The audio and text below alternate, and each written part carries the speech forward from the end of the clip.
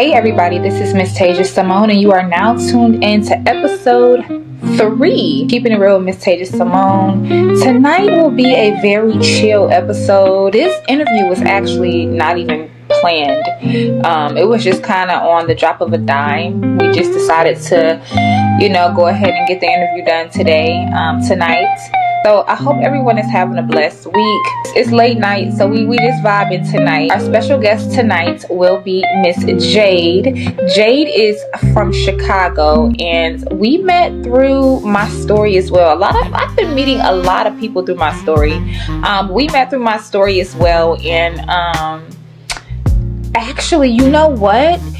So she told me that she watched one of my interviews, but the first time that I actually saw Jade was in my comment section.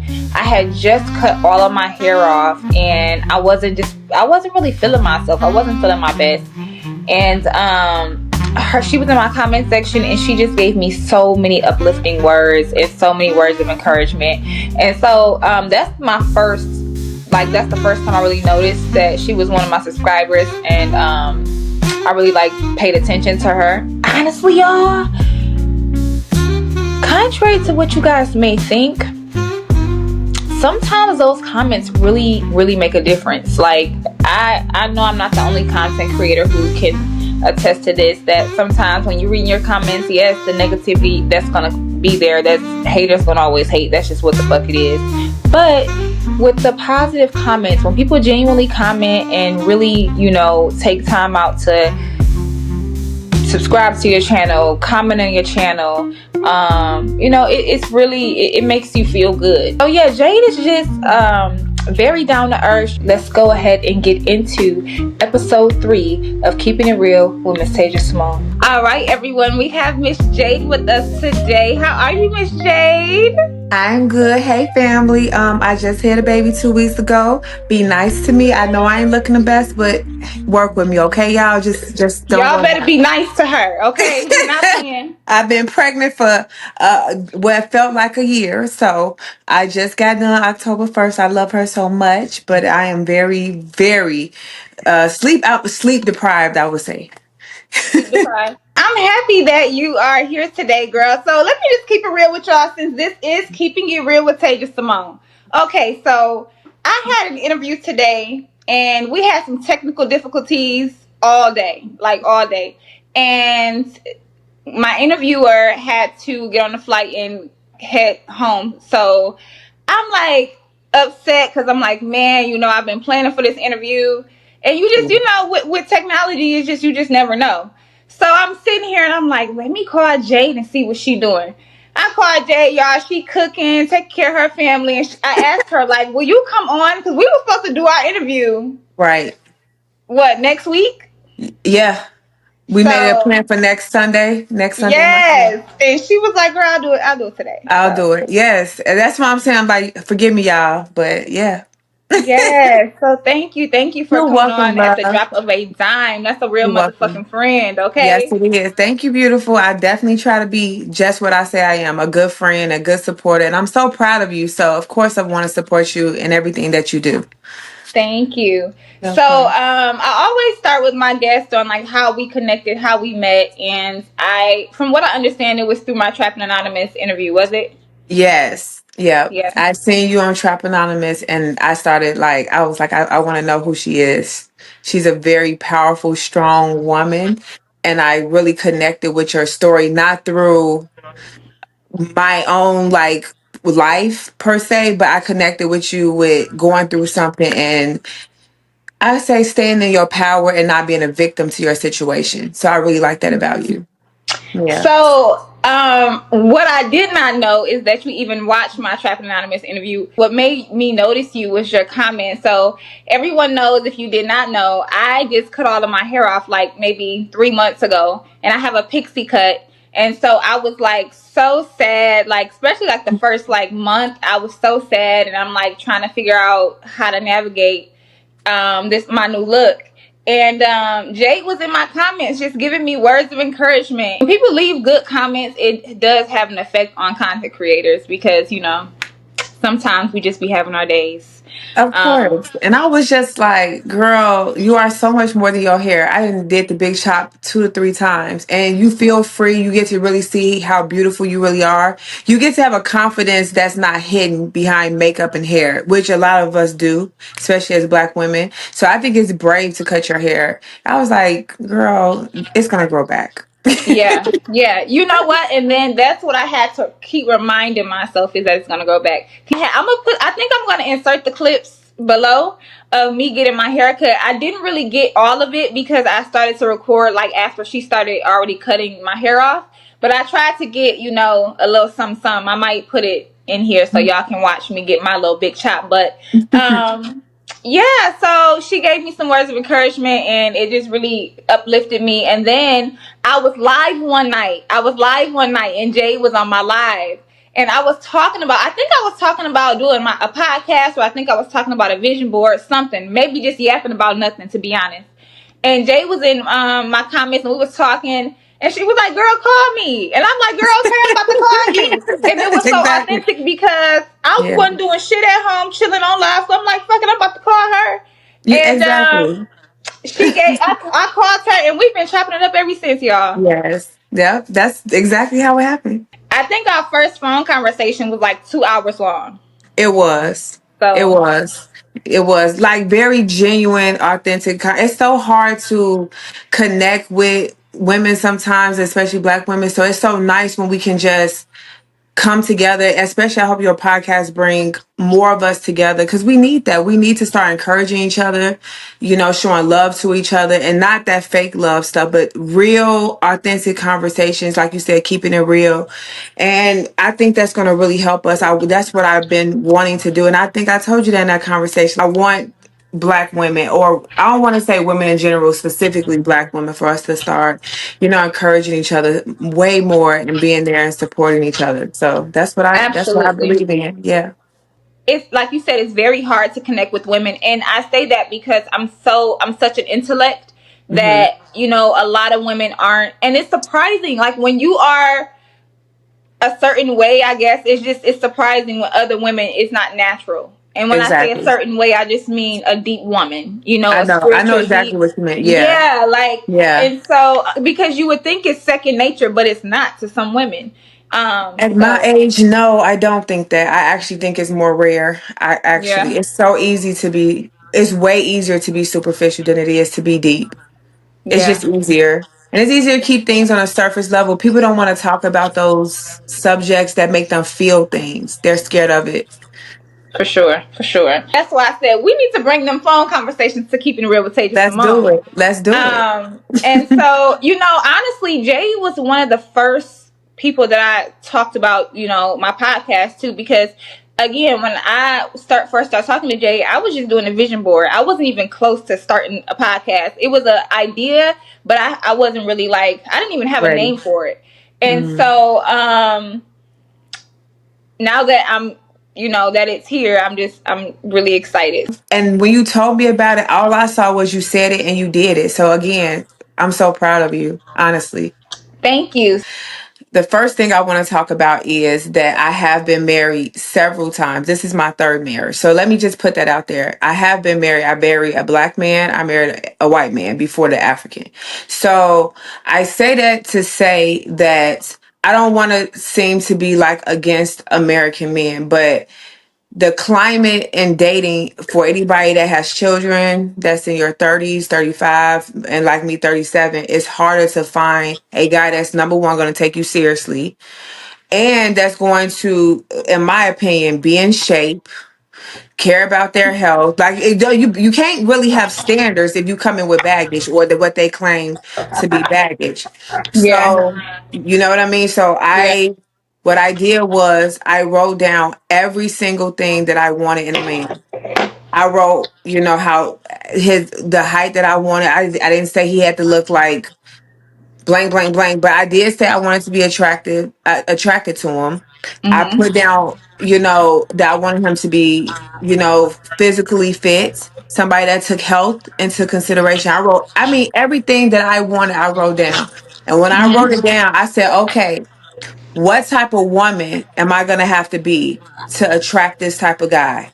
And that's what I did. I went on my journey to becoming the woman that a guy like that would like. So I'm a very spiritual woman. So I went to sleep, and something woke me up at like 1 or 2 o'clock in the morning and was like, your husband is not in America, and said it was in Africa. Now, I want to also point out, I don't know anything about Africa. I don't know anything about dating an African man. So what I did was I went online and I Googled how to date an African man. and this website called Afro Introductions came up, and that's pretty much how I got on the journey of finding somebody in Africa.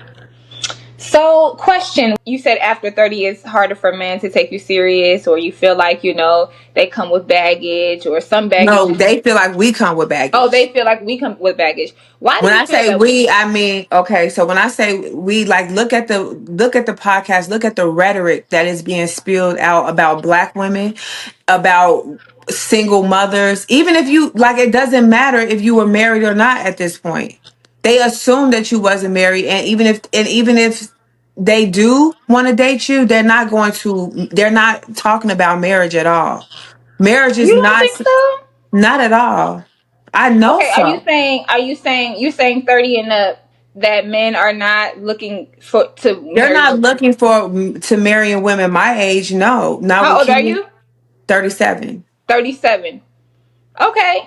So 37 with, at the time, 3 kids. They were older kids, but it still didn't matter. The rhetoric is like, this is why, and not to talk about just the ones that single mothers or that have kids. We're talking about how they see Black women in general with the 304 culture. With the modern woman that don't want to submit to a man. It's like a lot of bad press around Black women in general. Even the young ones getting the slack because they're not being taken seriously if they don't know, because now they're saying, hey, they don't know how to cook, they don't know how to clean, they don't know how to have conversations. All they care about is how much money you got. And for the older ones, we're a wrap because we're washed up, we got kids. They don't want anybody else's old video game. I mean, I just got tired of it. I got tired of trying to make myself into, no, I ain't even gonna say I was trying, because I wasn't. I saw what it was and I said, you know what, I know my worth. I want to go somewhere where the pool is very, very big. African men want American women, let's just keep that real. However, marriage is always the goal for them. Now, whether that's a good intention or a bad intention, we don't know, right? But them wanting to marry you is the goal. I didn't have to figure out and see, if I wanted to date somebody. I would say, when an American man, a Black man, will come and say they find me interesting, I would say, what is your intentions with me? The first thing they would say is, oh, I just want to see where things go. So they're on the block list because I don't have time for that. So, Ain't no seeing where things go at 36 and 37. I'm not no 20-some years old.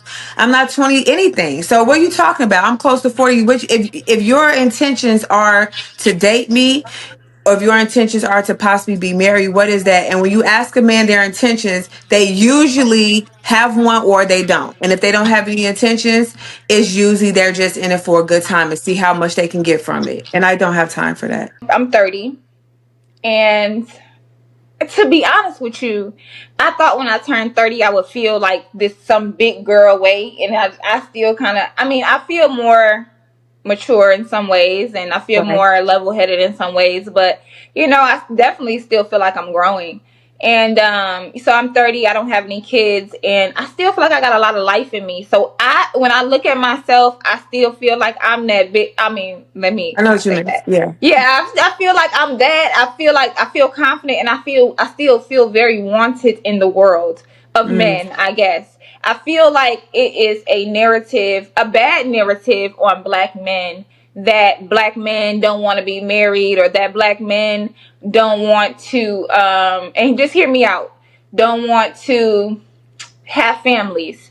And I don't disagree with what you're saying, but I want to hold women accountable just for 1 second, because you only know what you see, you know. And so when I think about and just being honest, regardless of the good, the bad, or the ugly, when I think about the women that were raised in the 40s and the 50s, even the hoes was wives. Think about it. Even the hoes showed the wives respect. Even when I cheated, I took the back streets. When I see you with your husband, and most of the time when a man cheated with a hoe, she was fucking for something. She was fucking for her kids. You know what I'm saying? So like, just say she was married or she widowed or something. Cause think about it. Back in the day, even having a baby out of wedlock was looked down upon. So It was. black boys were raised to be men and leaders and to be married and to take care of their families. And a lot of women got to stay home and take care of their families. And it was a choice to work. So I just Right. want to remind black people that it's not a white woman's world, and black women at one point did have the option to stay home. But this is what happened. I feel like the government broke up the black home first, and Agreed. then the black woman started to have this ego of, Hmm. I'm black, I'm independent, I don't need you, because you know it, the way that things are set up made it easy for her to have to say those words. And then, the black men just fall victim to, where does that really leave him now? Now let's fast forward, because now we have broken homes, right? Now we have black men that are wandering and black women thinking that they are men. Now, I just said in the 40s and 50s where black boys was husbands. But when the government broke that family up, it's like, now we don't have two-parent households. Now women are trying to raise boys. So now she's walking Yeah. around in her masculine energy, and the little girl in the household is imbalanced. I agree with everything that you're saying. So if we're going to talk about that, I want to say I agree with everything. As a matter of fact, I'm more on the men's side. I get it why they're like this. But if you're talking about a woman like me who actually is emotionally stable, who actually does know how to submit, who actually does cook and clean and run a household, and all these things, it's hard because they're already jaded. They're already coming into the situation like they don't trust women. And I understand it. But that's hard Gotcha. for me because it's like you try as an anomaly. And I know I'm an anomaly, right? Like on paper, I may look bad, but once I open up my mouth to men, they do want to date me. I'm very wanted. But the thing about it is, I have to have a man that has a container for the woman that I am. I'm not all peaches and cream. And so a lot of women don't know how to say, you know what? These are my good qualities and these are my bad qualities. Yeah. There are some things about me that I can't just change. They're a Yeah. part of who I am. Like, for example, the part of me that I love to submit to my man. I love him to be a man, right? But at the same time, if I'm not gonna just let him just lead me to hell. I'm gonna say something. Mm-hmm. So submission doesn't always look like yes, yes, whatever you say. That's not me. So I need a man that knows how to be a real husband to me and lead me from a firm masculine energy, but at the same time, not using his masculinity to intimidate me, control me, and talk down to me. Because if you're a real man, there's no need for that. I want to say that I'm in support of men. I actually, when I see men that are doing construction, I tell them thank you. When I see a man that open the door, I say thank you so much. When I see them doing manly things that women don't want to just give men props for, I want to let them know that there are women like me that love y'all. We love y'all. We adore y'all, and we love your masculine energy. But trying Absolutely. to date and with them being jaded. Talk a little bit about your upbringing, because you are from Chicago. So Yes, I she is am. from Chicago, y'all. So, we be cutting up on that phone. I just want y'all to know that. We be cutting up on that phone. Y'all, I've been making some really good friends, y'all. And she is the realest. Listen, when the I'm Chicago definitely come from out, you can hear it in Chicago. her voice. Reformed myself, but it was hard, being from Yeah. It is. I remember going to college and forcing myself to talk differently so that I would be taken seriously. You know, that Chicago is Yeah, so real. for sure. So, growing up in Chicago, how was your experiences with men? How was the men there? Did you I can marry anybody from Chicago? Yeah, I did. But I met him in college and he was older, right? So my first son's father, he wound up dying. Okay. So my second son, like that's my first husband. He was like 30 and I was like 19, right? Okay. So, but we met in college in a small town in Illinois, but we were both from the same, like the west side of Chicago. But Hmm. my experiences of growing up in Chicago in the hood of men, it was unsafe, if I got to be honest. And that's why a lot of us are walking around with a lot of masculinity because if you look at it, a lot of us don't have dads, and I did not have like brothers and cousins that really like took me under their wing to protect me. So I had to Yeah, be extremely like aware because I came from like that rapey culture. Like I came from that boys feel like they can just touch you and grab on you and they'll catch you in the alley somewhere and snap. You had to kind of be aware of your surroundings. You really, really did. Like there were rules to being outside. There were for rules. sure. You know what I mean? Rules to Yeah. going to parties. Like I no slight, and I mean this no slight to Kanika Jenkins, but and the way I grew up, you don't go to a hotel party getting that smacked. You just don't. Like you can't do certain things like that. You know what I mean? And then where were the friends? You know, speaking on Kanika Jenkins, that was a very fucked up situation. It was. First of And a all, lot of people I know knew her. really? Yeah. Okay.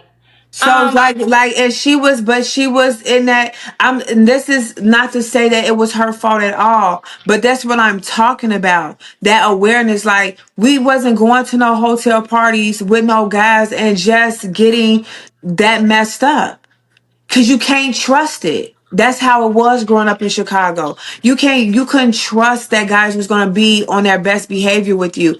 I don't know who did that to her, but that would have been a no back in the day because we didn't have smartphones at the time.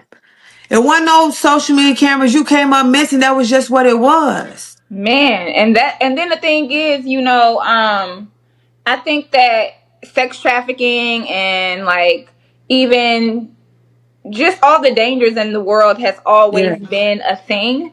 But I Yeah. think that now that we have social media, it's now everything is even more out there. It is. So we have to say, first of all, um, the hotel needs to be should be held accountable, and I think they just They did a did. settlement. Like the mom just They got millions did. of dollars, She but did. the hotel needed to be held accountable. The friends need to be held accountable, and also we have to hold Kanika. I mean, but then again, there's so many rumors. They said that she was drugged. Somebody put something in her drink, and that just goes. Even if someone did put something in her drink, before y'all even walked out the hotel, y'all knew that that girl was that fucked. You know, she was fucked Why was up. she wasn't supposed to be really walking the halls by herself? You understand what I'm saying? Like we can't, but that's what I'm talking about. She was much younger than me. And this is nothing new with those younger girls. Even when I was in college, a lot I've seen I thought it was a white girl thing, but it wasn't. They were out there super sloppy drunk and their friends would leave them by themselves. I thought that was crazy. But when I was growing up in Chicago, it was a lot of rape culture. Like it was a real Wow. thing. Like Wow. guys will rape you. And Yeah. then too, let's talk about her friends. Like that was so fucked up. And then it's like, growing up, you always get those talks from your parents or your village of saying, account for each other. You come together, you leave together. Yeah. So the fact that she just disappeared like that, and Yeah. I just want to also say, friends ain't the same now. Like friends, No. as you get older, you'll realize ain't nobody really your friend. Right. Nobody. Right. Right. And it's rare you find that. I really think you find your friends as you get older. Um, Mm. because you're really just placed in like who puts you in your school, your parents. So they Right. decide what communities you grew up in, your friends, your schools, your organizations you're going to join, things like that. And so they're placing you in those arenas. I feel like when you go out into the world on your own and you can choose your own people, then you start to, find out who meshes with you a little bit more, because that's when you are discovering who you really are, to be honest. True.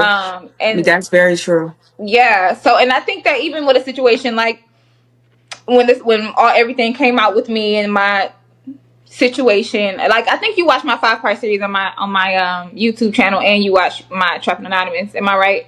Yes, I did. So when I got my lie detector test taken, my best friend was like, "Oh, so what's this supposed to prove?" And it was, yeah. And I'm like, "Well, shit, I thought it proved the motherfucking truth." But she has things she was hiding, and I see. she didn't want me to take one on her brother, because Mm. he's already on a pedophile, the what is it called, the what's the list called? The sex offender The list. sex offender list. So I'm like, there's no need to take one on him. I mean, shit. He's already on there. Right, Yeah. there's no need to, but that is why she said that. If she showed me that, it means everything to me, because first of Mm. all, I believed you before you even have to go do that, baby. You ain't even have to do that. I'm gonna ride with you. You my friend. I'm not gonna, and even if I don't feel like you 100%, I'm not gonna dismiss you, okay? And then secondly, once I see that shit in black and white, that's like a staple for me. I was just listening to what you were saying, but then when you bring the facts forth, I'm just gonna say fuck you completely. That means, bitch, you just been on some other shit. That don't even make no damn sense, you know? And I've been best friends with her since I was 11 years old. We 30. I lost a lot of friends over the past 20 years. And some of them were easy to lose, and some of them was like losing an arm. You know what I mean? I believe in frequencies and vibrations. That's it. So if we are on the same radio station, we will always play together. For And if sure. we're not, I release it and I let it go, and I wish you well. I want to ask you this. Tell me why you think that you've been married 3 times, right? Yeah. Tell me why you think those 3 marriages did not work out. What's the Okay. difference between those marriages and those versions of you versus this marriage and this version of you? I feel like all the other times I really wasn't married. Okay, so there is the marriage on paper, and then there's their marriage of souls, of in the spiritual way of like, I commit to this person, I love this person, I want to. This is the person that, through sickness and through health, through every single thing. So, I'm not gonna get into the biggest details of my ex husband, because okay, I'm gonna say the first one, my my son's father, he was a lot older than me, and I didn't know myself. I was just coming out from my first son's father, and he was abusive. So if you think about that, I'm getting into another relationship. I have not even really worked on the stuff from childhood, and I'm going into then I went into all of this new marriage and relationship with all of this baggage. And so who am I attracting? Somebody with just as much baggage, because you can't attract something that you're not. So the first marriage, I was a mess, and so was he.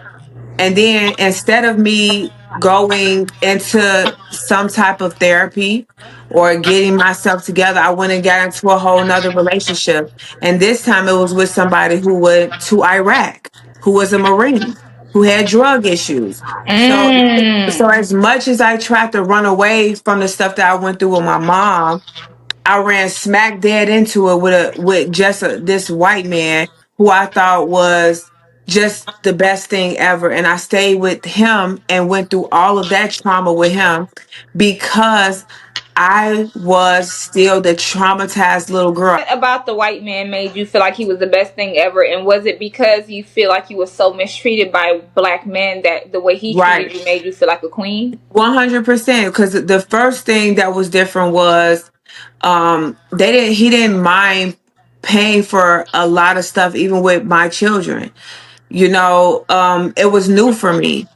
And then I also got to have all these different experiences, like with camping, and we went to a lot of different things. And then his parents, like, they had a whole lot of money. So my kids were extremely spoiled with a lot of material things. Man can come in your life and not only change your life but change your children's life when things can, because I feel like, and not even only that, but like he takes interest in them. It makes it Right. hard to want to walk away from that, Exactly. just to say I got a black man. Fuck that shit.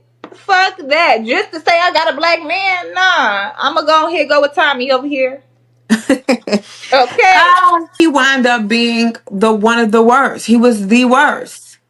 He So I have to, was. I have to ask you. I have to ask you. Because Good point. we be talking, girl. How was the sex with the white man? Can I ask you that? Yes, you can. It Okay. was okay. So for my 23-year-old self, it was really, really great because he showed me a lot of things that a lot of black men just aren't doing. They're just not. But the problem was now he had made me so advanced, and I thought it was normal. So just imagine you like 23 years old. Yeah, you got these two kids, but you're not like that experienced. And then this one man coming into your life and he's super open, like very open, and he's down to try everything, and y'all break up. And what does that look like trying to date again? How do you even have certain conversations about what's acceptable and what's acceptable sexually and what's not? Because I spent a majority of my 20s with this person. So, when you say things that were unacceptable, did you ever feel like did you ever feel like he had like the black girl fantasy sometimes? Like he kind of played One, into that? I think that's how it started off, and then but once we developed a relationship, it became a part of his identity, and he used that to get other black women. So was it like, He took the swag I gave him. He took the R&B that I introduced. He took, the haircuts that, girl, yeah, he took swag. you polished, you gave him a little It sprinkle, was, I girl. did. And then I had to sit there and watch him use that to get other black women that he felt was better than me. And I went through a phase with that. I used to be so angry Ooh, because I was like, when I met you, your ass was in fucking flip flops and a goddamn book bag and a goddamn hat. What are you talking about? You was in regular flip flops, not the Nike ones, the ones with the little thong thing in the middle. Yeah, child, you was he with the cut up jeans. He was a white boy. And girl, and all of a you sudden, turned this him nigga, up. and You all of a turned sudden, him this motherfucker up. walking around with, chains, Jordans on. I was like, Well, I'll be to no, you. no, you didn't take my. It was a thing. I don't care now, but it took me some places because you pour into somebody, you give them everything, and they take and then use it to get other women, like, and then had the nerve to try to act like this is just who he was. You know what I mean? And not this man be still cooking my greens. He took my recipe and be like, yeah, my greens are the best. So you be cooking for your these women, pretending that he just has this soul, this black soul, and it just came from the divine, with no outside inspiration. Yeah, it took me some places. I'm not gonna lie to you. Yeah. It did. So did you ever feel uncomfortable, like when you were ever pleasing him? Did you ever feel like, because like when you were sucking his dick or something, did you ever feel like, damn, like this a white, like No. Mm-mm. it just felt normal? Yeah, it felt normal, but amongst the black conversations, I would say, like, amongst my friends, they be like, I can't take no pink dick. I'm sorry. I just it's pink. You know, They like but it's you know pink. they are. Look, But I was always very open. I'm a very open person. I don't really I really liked to experiment and try different things. So I really liked that. I liked the skin contrast at the time. I liked how soft his hair was compared to, the nappy nap. Well, I don't remember the nappy naps, but it was just different. I know what you mean. I know You what know you mean. what I'm I'm just saying? talking. It was Yeah, yeah, different. yeah. It was just different. Everything was just different. I liked it. It was fun. But I mean, now I wouldn't be able to do it because now I got African shit's dick is way bigger. So it's just like why go to something that's Listen, girl. Okay, so let's get into that because we've talked about my sexuality a little bit, and we are. yeah And I be telling you, girl. I think we be here, but I just haven't reached that pinnacle yet. yeah Remember we were talking about how like you were telling me like Tasia, it's sometimes it's like you can be like you can have all the qualities that a woman can have, but be immature in other areas, and because you don't yeah have of a father, course it could have played a part in some of course. ways of damn, I forgot why I even said that. I shouldn't even hit that weed. That's the only reason why I didn't smoke weed is because I was like, I do not want to be on this podcast. Forget my goddamn thoughts. Literally, my sister's like, we smoke weed tonight. I was like, I said yeah, but I ain't doing it on this podcast. Girl, but Hell no, I need to be alert because I can function, but some shit like that, shit like girl, that. I gotta end this. This is exactly why I was sober. So why did I even bring that shit up? All I said was, it ain't no need because like my African guy got. Oh, Mhm. I was telling you. Oh, I was saying that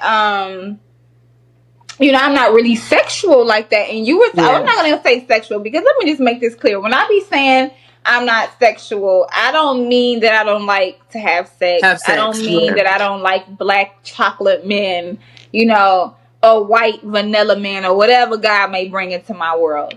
of I'm course. just saying that I'm not a woman that leads with that. I don't lead with my vagina. Yeah, me Okay. too.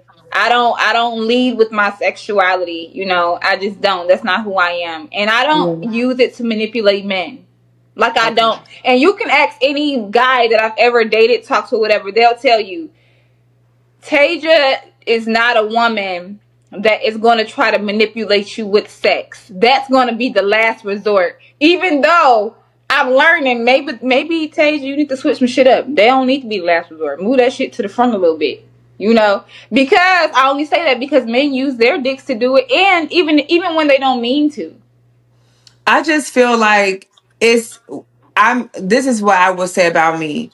I'm I don't lead with it, but I'm very well aware of my power in it. Does that make Got you. sense? Okay, so there we go. That's the motherfucking word. Thank you for saying it in that way. Right. Because I haven't got the let me see what word to use.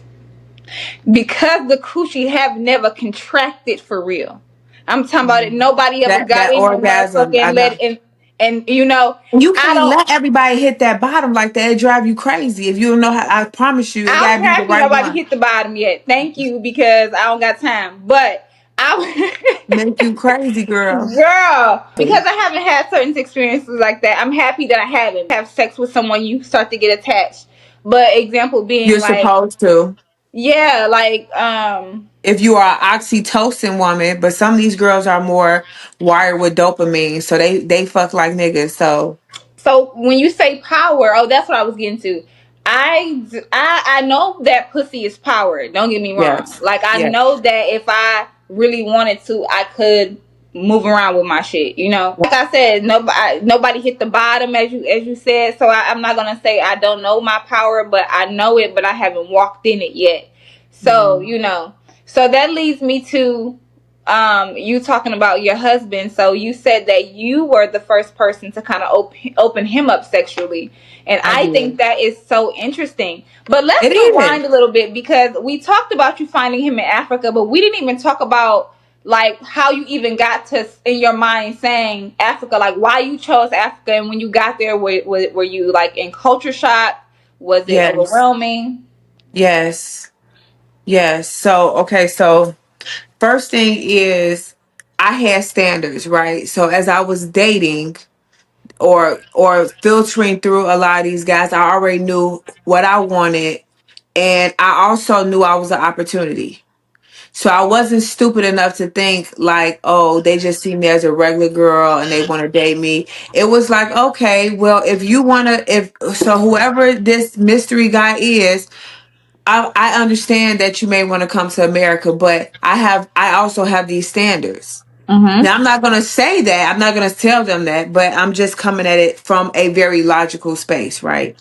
So that kind of leaves a lot of bull BS out off the table because I already know you want to possibly come over here for a green card. I know that that's what's on the table, So y'all right? met on the internet? Yes, yes, of course. So I'm on Afro Introductions. That's the website. Okay.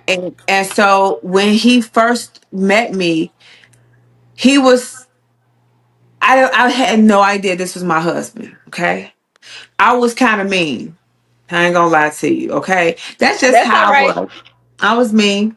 And he was just like, I'm tall, I'm handsome, I'm this and I'm that. And I was just like, well, okay, well, why are you single? Why are you not married? And then on top of that, he was military like my ex-husband. And he was also Capricorn, January Capricorn, like my ex-husband. So I Oh, was so like, you oh was like, hell hell no. no. Exactly. I was like, no, this ain't gonna work. And so I blocked him. You blocked him? I did. I told you I was mean. I was mean, okay? I ain't gonna lie, but this is how I protected myself because I always understood that anything that's meant for me will find me no matter what. That's just how I saw it. How did he get unblocked? And he Child. was like, this is this, and he was like, this is Dave. I was like, and then we started talking. I was like, why are you so pressed? Like, we had a 5-minute conversation. Why you care so much? He had never, and what I didn't know is he had never had a woman, number one, reject him.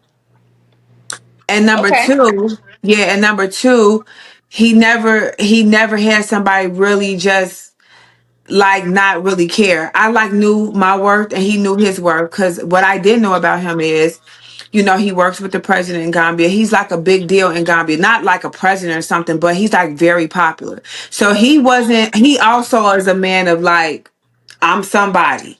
And I'm Okay, so like, I'll get more into that for a second. So your man basically is the shit in Ghana. in Gambia. Oh, wait, let me run that. So your man basically is the shit in Gambia.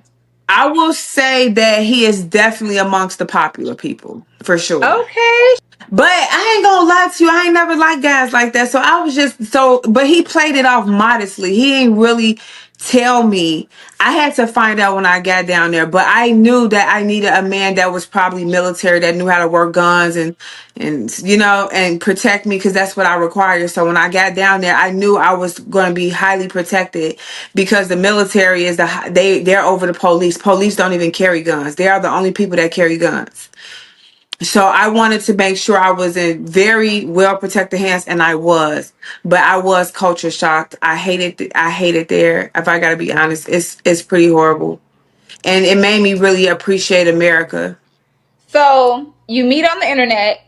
Yes, And you go see him. after 7 months, After 7 months, you get we there, talk every day. talk every day. So I would say you're a sapiosexual in some sorts. 100%. Okay, likewise, I am too. Yeah, And I think that's one of the reasons why I don't lead with my vagina too, because we don't because we really want you to be smart and have something to for talk about. real, yeah, Yeah, it's a we like requirement smart people. Like smart people, that's what get it. That's what gets it going. You know what I mean? for But sure. that's what It's does it. like it So I'm sends gonna say signals. exactly. And he's a sapiosexual too, so it works. Got you. Okay. Yeah, So you get there and you're in culture shock and you're looking yeah. around and you're appreciating America. You're like, what the fuck? I Tell me stayed down there for 3 months. for 3 months. And then you also tell me that people stare at you a lot and they like try to get your money. Gotta know what I didn't know is Americans. That name means stuff in Africa. Just Mm-hmm. you being American. Now, they can say what they want about how they talk about Black American women because they do talk about us, but at the same time, that American holds weight. We don't think about it because we don't have to know anything outside of America. America has everything we could ever want here. they have to know about us. We don't really have to know anything about them. They got to try to learn our language, and they have a colorist thing down there too. So everything is about being lighter skin. They try to buy products to make their skin lighter and stuff like that. And what I did see when I was down there is, I would say my husband is one of the more handsome Gambian men. I'm not saying he's the Okay. most handsome. I'm not. I'm not trying to say that, but he is among the more handsome ones. And he's Hmm. taller. He's like 6'1". There's people taller than him, but again, he's been there his whole life. He was popular, and they just wasn't they didn't want him to be given. It's like how black women used to see white women taking their men. That's how they saw that. They wouldn't have cared if I was maybe the fat white woman, that the stereotypical, they was like, oh, he don't really want her, he just want a green card. But when I came down there and they saw me as pretty, it was a couple of them that was like, you have a very beautiful wife. The rest of them, they were very mean to me for no reason. A couple, like, let me give you one example. And I almost had Chicago come out, but it didn't happen. Okay, I was at the store. I counted out, I think, like $4,000 seeds. Now, for some people, that's their whole month's salary. Ain't got Hmm. nothing to do with me. Okay, this ain't got nothing to do with me. I'm just trying to live my life in this hellhole. Okay. Okay. So I ring up the stuff. I made a mistake and gave her $200 seeds extra. Now $200 seeds for us is maybe $2 to $3, $3, $4. But two Okay. hundred dollars seeds for them is, I don't know, a meal or something crazy. Okay. So she tried to, I said, I think I gave you a little bit more money or whatever. She tossed it, and it ended up on the floor. Now, the fact that I didn't say nothing, whatever my energy and face did, Hmm. I can't speak, because people say that my face be doing a lot. Now, what I can tell you is, the look that I gave her is, if you do not pick up my money and give it to me like I'm a civilized person, I'm going to jail in Gambia. What she say? She just got up and handed me my money, and because my energy again is big. Okay, I don't like, it was unnecessary, and that's just one of many stories, one of many. So you get there, you stay for 3 months, you Yeah, have all these different experiences down there. You deal with all these different kind of people. I had to pee in holes. I had to go into homes that didn't have bathrooms or kitchens. I had to live amongst animals like cows, goats, sheep. They just walk the street amongst the people. Chickens, um, trash everywhere.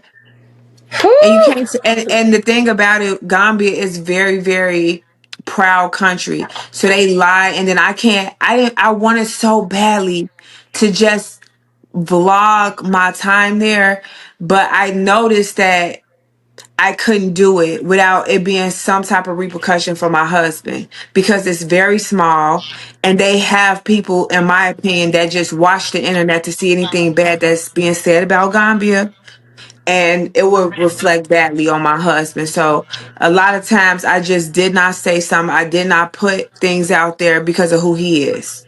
Got you. So in this timeline, where did you get pregnant? Like you stayed there for 3 months. You got January, so within that time frame, the last month I was there, I got pregnant. you got pregnant. Okay. Gets online. She meets her husband. She goes to Africa. She gets pregnant. She comes back to the States.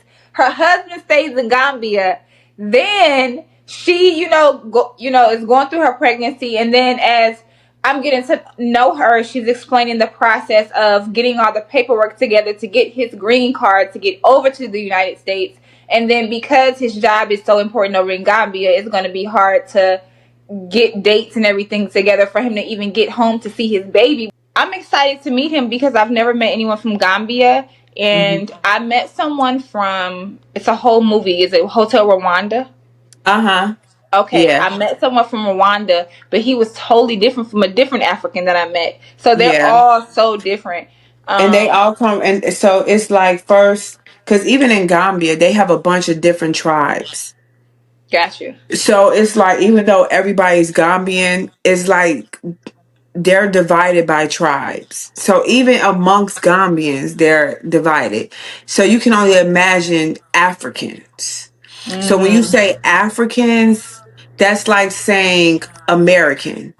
It's so many different type of Americans. It is. Oh, I see what you're saying. Yeah, Yeah. yeah, yeah. That's so African and American is really the same thing. And then it's once you start getting in there, you realize, oh my God, it's so many different cultures and tribes and stuff like that. That is how my husband is. He's so grateful to me every single day. This man works all the time, and he barely misses trying to make time for me, even with sometimes I'm working him for 24 hours. It's crazy. And he would still make time for me all the time.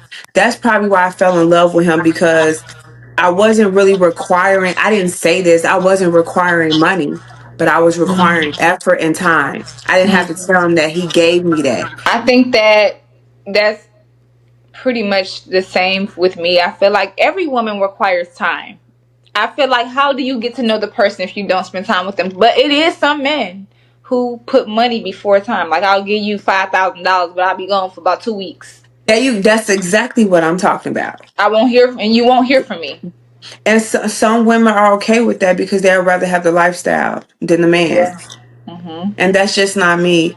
Because if you're looking for a like high value man, a lot of them don't have time. They have a lot of other resources and things, but time, quality time, is not something that they have. You said high value men do not have a lot of time. When we're talking about high value, as far as how most people in America say it, they're talking about high income earners.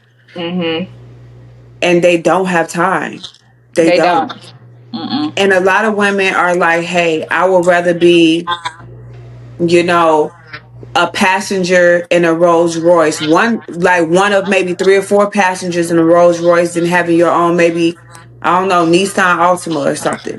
You know what I'm saying? They would rather share a man than they would rather having their own, but maybe he don't make as much money.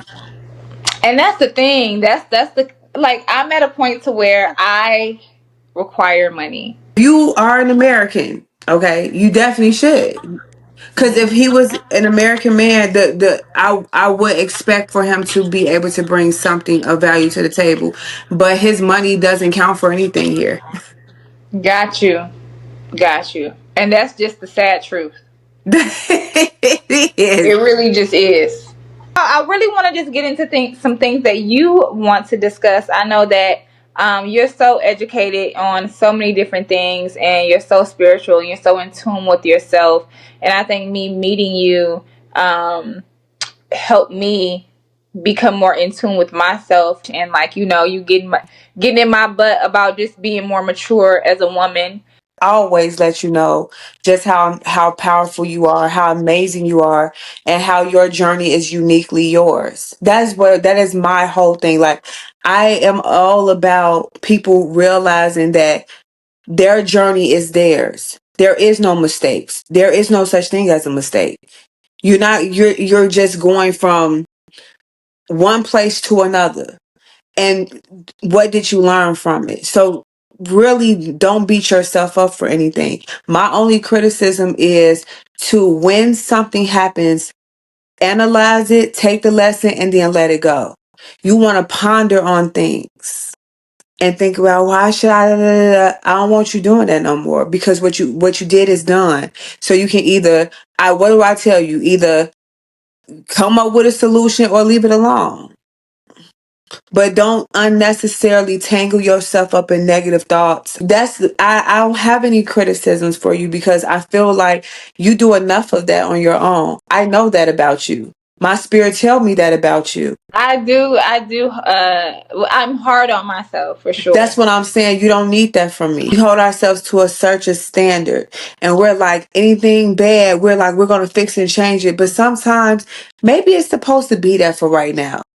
If it maybe it's supposed to be that, right? If it ain't harming nothing, leave it alone. But I want you to celebrate yourself a little bit more. And I know that sounds cliche because it's like, but I'm not one of those girls that's like, no matter what you do, girl, I got your back. I'm gonna always tell you you're right. I'm not one of those. But I genuinely know that when you look in the mirror, you're like, I could have did this better. I should have did that better. Da, da, da, da, da. Or I should move like this. You already got that down pat. I feel like the role that I want to play in your life is to tell you, you're actually doing amazing. You're doing so good. And, and celebrate those little wins. Thank Celebrate you. yourself. Celebrate how far you've come. Like, again, if I didn't know your story, you don't look like what you've been through. You don't look like what you've been through at all. That's a testament to your spirit. So it's just like, I really at this time don't have any criticisms for you. I really don't, because a part of me feel like, why do you don't need that? You don't need criticism. Now in real time, if I see something, and I told you, I said that was immature, but I didn't necessarily think it was wrong. I just thought it was immature. I never told you it was wrong to do what you said it was wrong. I didn't agree with that. It didn't go against nobody's morals. You ain't hurt no. I mean, he ain't sitting around here hurt. Now, if he is hurt, I don't know. Like, why would you be hurt over? Like, you know what I'm saying? But as long as you being you isn't hurting anybody, if you were my daughter, I would say be accountable to what you do. Whatever decisions you make, own it. Even if they're stupid decisions, own it. Just own whatever you do and move on. People like keep holding on to things. This is how cancer, you can eat healthy all you want. But if you are holding on to stress, holding on to guilt, holding on to things that you should have did, that will cause a disease so fast. Let it go. Let it go. Forgive yourself, forgive people, and move on. I think that you are so right. For sure. Move on. Yeah. I think You you're are right. amazing. You are Thank you. amazing. You really are. And I think that you, like, as I know, like, I know you're pretty. And I know you bring things to the table, but I don't think that you are used to people genuinely seeing you in the raw form of who you are, in those moments that you don't feel strong and don't feel the prettiest, and I see all of those things, and I'm here to tell you, like, girl, you really are the bomb. Okay, you really are. Thank you, And girl. not because that you're cute, because I'm not superficial. Like, there's a lot of pretty people in this world, but I like the essence of who you are. I really, really do. The essence of who you are is so beautiful, and you shine genuinely. And like I told you, we on this podcast, we're both gonna bring that energy, and it's gonna be great. And I love what you do. I love what you bring.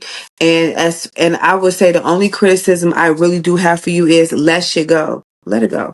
Let it go. Let it go. We gonna name this episode "Let It Go." Let it go. Let it Let it go. go. Let Yeah. go of everything that do not serve you. If it don't serve a purpose in your life anymore, let it go. Can we see her? Yes. So look, okay, look at baby. Oh my God. Y'all can see her a little bit right there. There she go. Oh, hi, mama. I hope they can see her. I love her so. Look at Yeah, she look just like her mama. And her. her daddy hated. Her dad hated. She do. He She look love it, like but he want her to look like him. he said. I gotta give him a boy now. And I'm gonna do that. Period. Okay. We gonna have a boy. Okay, so tell me this. How long you think you gonna wait to have another one? You know what? I would say what time, but I know when he get here, who knows? This man ain't gonna do no type of birth control method. Okay. And I don't Girl. really necessarily believe in birth control myself. So Yeah, holistic. yeah, I don't really believe in like taking, I don't take the pill or nothing like that. Gotcha. I was so happy to have you on, Jade. Anytime, I feel like anytime you need me, just give me a call. You know, we can go to many different conversations. I don't have no limits. Okay, Girl, and I know. I ain't got no And y'all, limits. we gonna have to like. I was telling Jay, we gonna have to take a trip to Chicago sooner or later and go like just go to Taste of Chicago or something. I would love that. I would love that. Please do. When you get out here, definitely hit me up. I will definitely come and get you from the airport. And no, Period. my car ain't got no bullet holes in it. It's a nice little I got you a Jay, nice you little is the SUV best. truck for you. Oh, hi, mommy. They can see her now. Hi, baby She willow. is 2 weeks old and she just so like she been here before, okay? Yes, y'all. She is so up, so alert. Look at her little bonnet. Her mama not playing. I'm not. Oh my gosh, what a joy! And you know what? I just want to say this before I end. I'm just happy to have met you and share you. Like Thank you. y'all, when I met her, she was pregnant, and now the baby Willow is here, and so I kind of felt like I kind of short. It Was a was a part short of it. lived journey, but I was a little bit a part of it a little bit. So You I'm was. yeah, so I'm excited to meet baby Willow and meet your whole family, like your kids and everything. You will, I Um, promise you. Yeah, and so thank you for just sharing your world with me, girl. Of course, anytime. Make sure y'all stay tuned and make sure y'all check out episode 3. Make sure y'all like, share, and subscribe. What's your Instagram so I can put it? Jade's Temple, or is it Jade_Temple? It's I'll one of look in them. the I'll go on there and look and put it in the Please, girl, you know I'm yes. playing. I'll add it in there and make sure you guys like, share, and And subscribe. you see my husband on the pictures, right? I did see your husband, Okay. girl. Y'all, they Uh-huh. are a beautiful black couple. Yeah, for real. You And you know can what? tell we match too. You know what I'm You saying? can It ain't tell. you can tell we match. It ain't like no unmatched and then he's like, oh, he just trying to get a green card. You can tell.